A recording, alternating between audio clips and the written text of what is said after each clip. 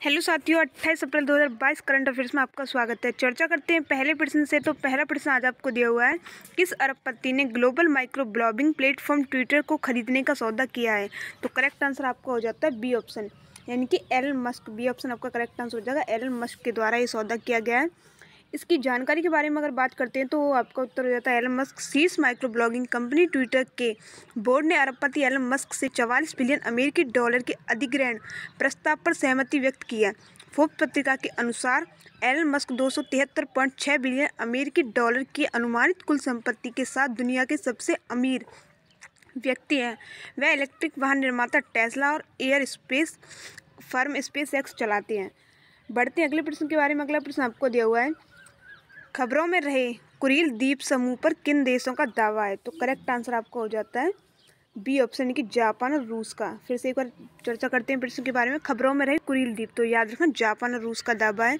इसकी जानकारी के बारे में अगर हम बात करते हैं तो आपको दिया हुआ है, जब से सोवियत संघ ने 1945 में कुरिल द्वीप पर विजय प्राप्त की है, तब से जापान द्वारा स्वामित्व की चुनौती दी गई है।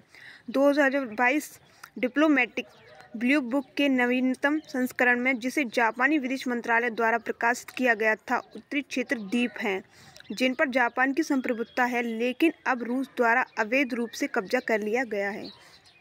बढ़ते हैं अगले प्रश्न के बारे में। अगला प्रश्न आपको दिया हुआ है, त्रिपक्षीय विकास निगम TDC फंड किस देश की एक नई कूटनीतिक पहल है? तो राइट आंसर आपको हो जाता है बी ऑप्शन, यानी कि भारत की। करेक्ट आंसर आपको हो जाएगा भारत। तो याद रखना आपको।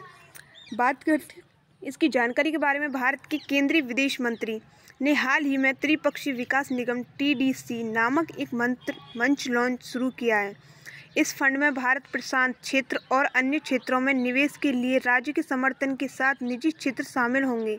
इसका उद्देश्य चीन की बेल्ट रोड इनिशिएटिव BRI, एक वैश्विक बुनियादी ढांचा विकास रणनीति का विकल्प प्रदान करना है।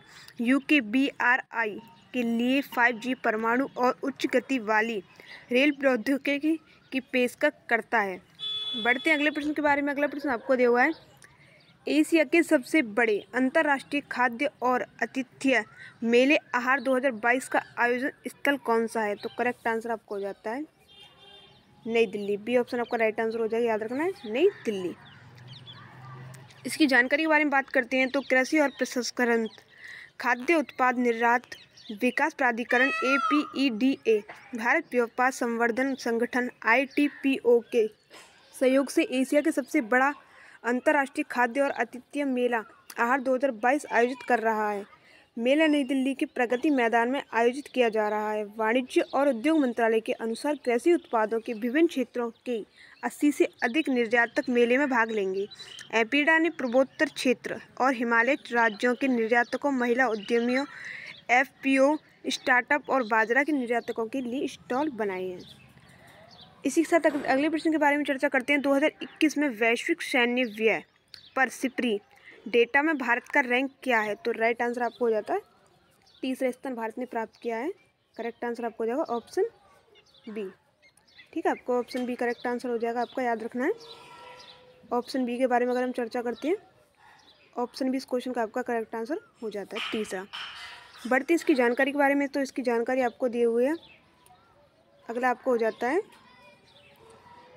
Stockholm International Peace Research Institute SIPRI की फुल फॉर्म भी आपको याद रखनी है। Stockholm International Peace Research Institute द्वारा प्रकाशित वैश्विक सैन्य खर्च पर नए आंकड़े के अनुसार 2021 में कुल वैश्विक सैन्य खर्च 0.7% बढ़कर 2113 बिलियन अमेरिकी डॉलर तक पहुंच गया है। यह लगातार 7वां वर्ष था जब खर्च में वृद्धि हुई और पहली बार 2.1 ट्रिलियन अमेरिकी डॉलर को पार किया गया। 2021 में 5 सबसे बड़े खर्च करने वाले क्रमशः संयुक्त राज्य अमेरिका, चीन, भारत, यूनाइटेड किंगडम और रूस थे, जो कुल खर्च का 62% था। बात करते अगले प्रश्न के बारे में। निम्न में से किस राज्य के खोंगजोम युद्ध स्मारक परिसर में खोंगजोम दिवस मनाया गया? तो राइट आंसर आपको हो जाता है मणिपुर। डी ऑप्शन आपका करेक्ट हो जाएगा मणिपुर। इसकी जानकारी के बारे में बात करते हैं। मणिपुर राज्य के खोंगजोम युद्ध स्मारक परिसर में खोंगजोम दिवस मनाया गया है। वर्ष 1891 के एंग्लो मणिपुर युद्ध के दौरान खोंगजोम की लड़ाई में अंग्रेजों के खिलाफ लड़ते हुए सराहनीय बलिदान देने वाले राज्य के वीर सपूतों को मणिपुर में श्रद्धांजलि अर्पित की गई है। तो अगले प्रश्न के बारे में इसी के साथ बढ़ते हैं। तो अगला प्रश्न आपको दिया हुआ है, निम्न में से कौन सा राज्य डिजिटल टिकट प्रणाली लेस बस सेवा शुरू करने वाला देश का पहला राज्य बन गया है? तो करेक्ट आंसर आपको हो जाएगा ऑप्शन सी, यानी कि महाराष्ट्र। महाराष्ट्र आपका राइट आंसर हो जाता है। बात करते हैं इसकी जानकारी के बारे में। महाराष्ट्र के पर्यावरण मंत्री आदित्य ठाकरे ने हाल ही में मुंबई में आने जाने को आसान बनाने के प्रयास में गेटवे ऑफ इंडिया से चर्च गेट मार्ग पर टैप इन टैप आउट सेवा का उद्घाटन किया है, जिसके बाद महाराष्ट्र डिजिटल टिकट प्रणाली लेस बस सेवा शुरू करने वाला देश का पहला राज्य बन गया है। अगले कुछ दिनों में इस रूट की सभी 10 बसें इस तकनीक से लैस हो जाएंगी, जिसका अंततः सभी 438 रूटों पर विस्तार किया गया है। बात करते हैं अगले प्रश्न के बारे में। अगला प्रश्न आपको दिया हुआ है, एलन मस्क ने हाल ही में $44 बिलियन में किस सोशल मीडिया कंपनी का अधिग्रहण करने की घोषणा की है?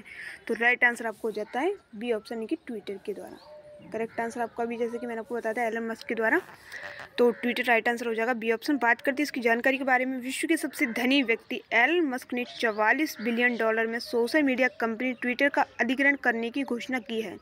ट्विटर के अनुसार सार्वजनिक रूप से कारोबार करने वाला निगम अब मस्क के स्वामित्व वाली एक निजी इकाई बन जाएगा, जिसने $54.20 आपको याद रखना प्रति शेयर खरीद मूल्य पर बातचीत की है। बात करते हैं अगले प्रश्न के बारे में। अगला प्रश्न आपको दिया हुआ है कि यूनेस्को के महानिदेशक आड्रे ओजले द्वारा किस देश के शहर मैक्सिको को वर्ष 2022 के लिए वर्ल्ड बुक कैपिटल नामित किया गया है? तो राइट आंसर आपको हो जाता है ग्वाडलाजारा। ठीक है, आपको डी ऑप्शन याद रखना है, ग्वाडलाजारा। ग्वाडलाजारा आपका करेक्ट आंसर हो जाएगा। बात करते हैं इसकी फुल फॉर्म के बारे में। तो world book capital advisory committee की सिफारिश पर हाल ही में यूनेस्को के महानिदेशक आड्रे ओजले द्वारा ग्वाडलाजारा के मैक्सिको को वर्ष 2022 के लिए वर्ल्ड बुक कैपिटल नामित किया गया है। मैक्सिको पहले से ही 2017 से यूनेस्को क्रिएटिव सिटी है को सामाजिक परिवर्तन को गति देने, हिंसा का मुकाबला करने और शांति की संस्कृति का निर्माण करने के लिए पुस्तक के आसपास की नीतियों की व्यापक योजना के लिए चुना गया है। बात करते हैं अगले प्रश्न के चुना गया था सॉरी ठीक है। बात करते हैं अगले प्रश्न के बारे में। तो आपको दिया हुआ है कि निम्न में से किस मंत्रालय द्वारा हाल ही में किसान भागीदारी प्राथमिक हमारी शुरू किया गया है? तो याद रखना आपको किस प्रकार का किसान भागीदारी प्राथमिक हमारी शुरू किया गया है। तो राइट आंसर आपको हो जाता है डी ऑप्शन, ये कि कृषि एवं किसान कल्याण मंत्रालय के द्वारा ये पहल शुरू की गई है। बढ़ते इसकी जानकारी के बारे में। तो कृषि एवं किसान कल्याण मंत्रालय द्वारा हाल ही में 30 अप्रैल 2022 तक के लिए किसान भागीदारी प्राथमिक हमारी शुरू किया है। इस अभियान की अवधि के दौरान कृषि और एवं किसान कल्याण विभाग द्वारा देश के किसानों के लिए क्षेत्रीय स्तर पर विभिन्न देशव्यापी कार्यक्रम आयोजित किए जा रहे हैं।